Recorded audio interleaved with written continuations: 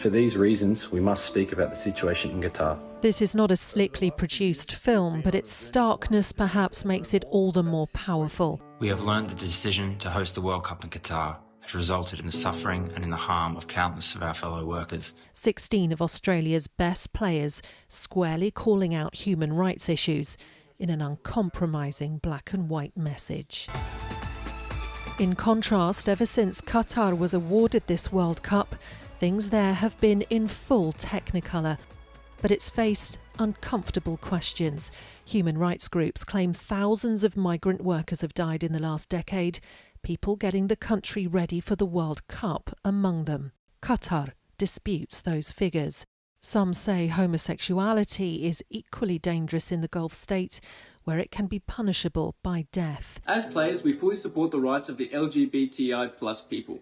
But in Qatar, people are not free to love the person that they choose. Qatar has said that LGBTQ+ fans will be welcome to the tournament, but this England fan says he doesn't feel safe enough to go. We'd have to be sort of suppressing who we are, taking steps to be making sure that we're not noticeable, that we're not standing out, that we're not drawing attention to ourselves. And if that's who I'd have to be to go, I don't want to go. I don't want to be there if I'm not free to be myself while I'm there. Harry Kane is among many team captains who'll be wearing this One Love armband. Campaigner Peter Tatchell staged a slightly louder protest this week in Doha. He says all teams now need to be as blunt as Australia.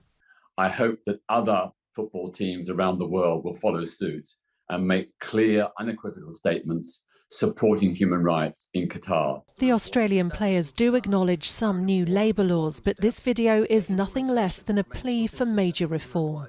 Effective remedy for those who have been denied their rights and the decriminalisation of all same-sex relationships. They say giving basic human rights to everyone would be the tournament's best legacy, long after the final whistle. Yasmin Bottleby, ITV News.